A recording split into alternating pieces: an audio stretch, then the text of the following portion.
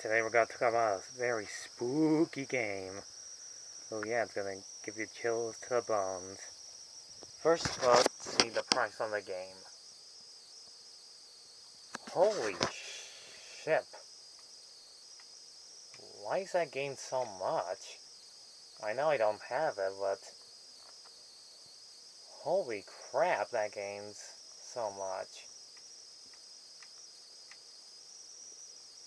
I'm talking about nosferatu, by the way. Those of you who are not too familiar about nosferatu, aka Count Dracula, was a famous thing back in the day, from a franchise of movies. And it's only pretty good video games of vampires. Last time I had to talk about vampire, your game based off the movie was Bram Stoker's Dracula. Look it up, that's really alright.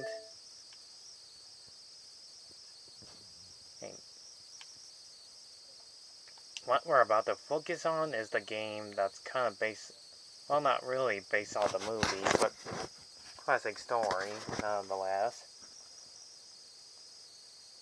First there's Citra, aka the same people that did Wizard of Oz. Yeah, I'll get to that another time. Also, cameo Tinkerbell. The basic story is plain and simple, with this beautifully well-animated cutscene. And I forgot to mention, I did see the storybook of this game before, or from 1994, by Nintendo Power. Jimmy John's takes sandwich delivery seriously. And hold on. Let's go, come on. Very seriously. Go away. Trying to review here. I already forgotten this game existed until many years ago I had to look it up of the gameplay. And it looks pretty good. The story's plain and simple. You're basically the hero, Carl, who has to save his beloved girlfriend, Nina, from nosferatu. Oh, and that's basically the entire story of this game, plain and simple. You're a guy to save your beloved girlfriend from Dracula. Other beautifully, the best animated cutscenes you'll see throughout this entirety of the game. It begins. First of all, this is like a platforming, climbing, well-animated game that's basically, Prince of Persia thing. And you have to find like random crystals, whether you get to use them to make you stronger or give you extra lives. And not to mention, combats can be a little bit awkward at times. Means that you're playing the hero that's beating up bad guys with his bare hands, kind of like Street Fighter, or sort of way, except you're doing platforming and collecting treasures. I would say this game is really well animated. You'll find like random weird enemies, especially the wolves, Wolfmans, Frankenstein's monster, the ones that even make no sense. And to mention beautifully well animated characters and backgrounds that look pretty nice and all. After a while, you'll obviously get tired seeing some of these backgrounds that'll later on and look like this. And you have to solve the puzzle challenges by pressing buttons. And you have to hurry up before the time limit runs out, or you'll die instantly. And you'll be dying almost a lot later on in the game. It'll get tougher. Not to mention, my favorite parts of this game is the wonderful soundtrack and bosses that are actually not too difficult to handle, as long as you successfully beat them before they become a little bit harder. And not to mention, there's like 6 stages in this game that are beautifully done with. First time I saw this game, it is pretty scary with the soundtrack. Like, make it a little bit terrifying. Really creepy. This one has very good combat fatigues.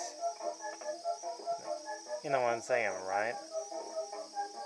Also, sometimes the enemies will just basically show up right away, and you won't even have time to react to basically fighting right away.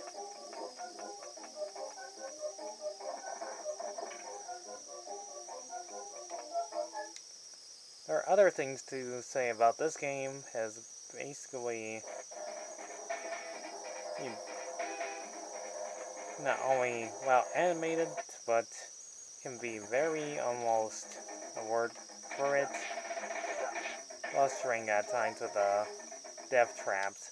If you time your jump basically perfectly, you won't make it. Controlling our hero would feel like it's realistically tough to handle.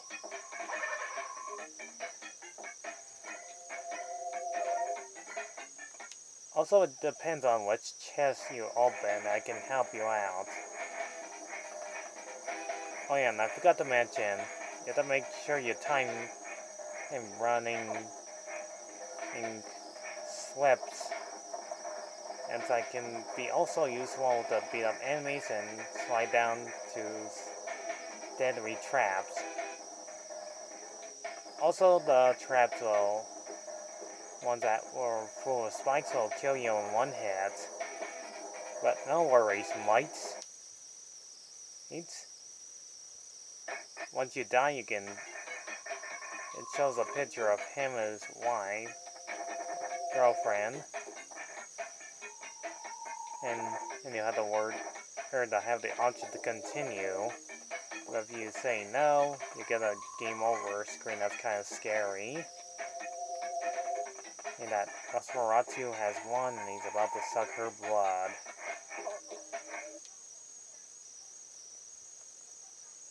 This game is beautifully well done. And it's just one of the greatest games out there to exist, to be, in the word for it, weirdly designed enemies. And to not make this video any longer, I'll just show you the ending of this game, where you finally face Nosferatu, aka Count Dracula, in the final battle.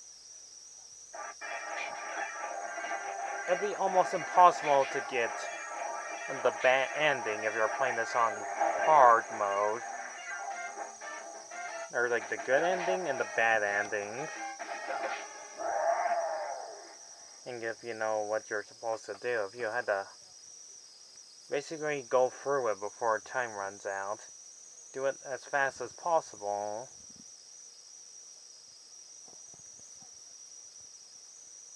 Oh, you can probably beat this game in less than probably 40 minutes. And so if you want to speed run through the entirety of the game, I find this game a big huge success, as of other great platforming games. It's like Prince of Persia, which I'll get to another time, and see what the difference are to the good combat and fighting games, platforming and collecting treasures to 100% this game, and just to get the true ending of it. So Nosferatu for the SNES gets a perfect ranking of the best graphics and best sounds and great animation ever made from the 90s. Since 1994, this game gets a big huge rating of 9 out of 10. this has been an Eli's great review of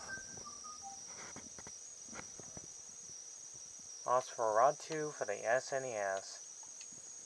Thanks for watching.